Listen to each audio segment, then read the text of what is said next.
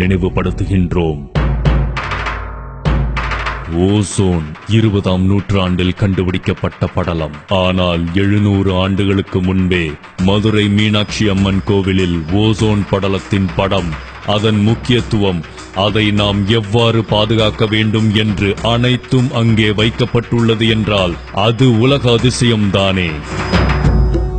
நம் தமிழ்நாட்டின் நெல்லையப்பர் கோவிலில் இருக்கும் கல் தூண்களை தட்டினால் சரிகம பதனி என்கிற 7 சப்தஸ்வரங்கள் ஒலிக்கும். இதேபோல் தமிழ்நாட்டில் பிற ஊர்களில் உள்ள கோவில்களிலும் கல்லுக்குள் 7 ஸ்வரங்களை வைத்தார்களே, அது உலக அதிசயம்தானே.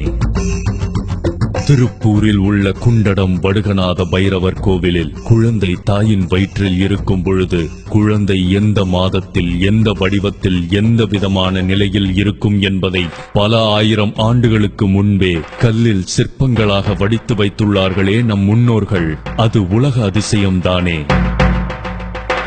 வட சென்னையில் உள்ள வியாசர்பாடி ரவீஸ்வரர் சிவன் கோவிலில் 3 வேளையும் சூரிய ஒளி சிவலிங்கத்தின் மீது மாலை போல் வந்து விழும். இந்த கோவிலில் உள்ள சிவலிங்கம் எவ்வளவு ஆண்டுகள் பழமையான லிங்கம் தெரியுமா?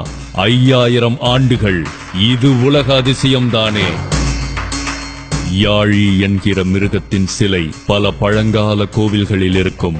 டைனாசர்கள் போல் அதுவும் உலகில் வாழ்ந்து அழிந்த மிருகம் என்று சொல்கிறார்கள். சில பழங்கால கோவில்களில் உள்ள யாழி சிலையில் வாயில் ஒரு உருண்டை இருக்கும். அந்த உருண்டையை நாம் உருட்டலாம். ஆனால் 1000 வீரர்கள் ஒன்று சேர்ந்து முயற்சித்தாலும் யாழியின் வாயிலில் உள்ள உருண்டையை வெளியே உருவ முடியாது. இதுவும் உலக அதிசயம்தானே.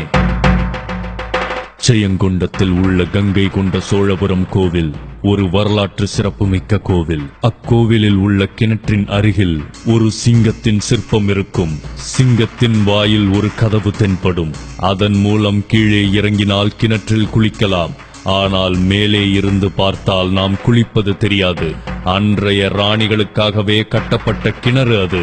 அதேபோல் அக்கோவிலில் உள்ள கருவறையில் சுவர்களில் மரகத கற்கள் பதித்துள்ளனர். அதனால் வெளியே வெயில் அடித்தால் உள்ளே குளிரும், வெளியே மழை பெய்தால் உள்ளே கதகதப்பாக இருக்கும் வகையில் கட்டியுள்ளார் நம் ராஜேந்திர சோழர். இன்று தாஜ்மஹாலை விட மிகப்பெரிய மார்பிள் கட்டடங்கள் உலகில் உருவாகிவிட்டன. இன்று ஒரு வல்லரசு நாடு நினைத்தால் 1000 தாஜ்மஹால்களை உருவாக்க முடியும். ஆனால் 1000 ஆண்டுகளுக்கு முன்பு ராஜராஜ சோழன் கட்டிய தஞ்சை பெரிய கோவிலையும் 2000 ஆண்டுகளுக்கு முன்பு கரிகாலன் கல்லணையை கட்டிய வித்தையையும் இப்போது எந்த நாட்டு கொம்பனாலும் செய்ய முடியாது. மரத்தமிழரின் கட்டிடக்கலையை வாழ்த்துவோம். தமிழர் பண்பாட்டை போற்றி பாதுகாப்போம். நமது முன்னோர்களின் திறமையையும் கலை நயத்தையும் போற்றித் தலை வணங்குவோம். இம்மண்ணில் பிறந்தமைக்கு பெருமிதம் கொள்வோம். நம் மரபணு தமிழர் வழி இல்லை என்றால் மரணித்து மறுபடியும் பிறப்போம் தமிழனாக.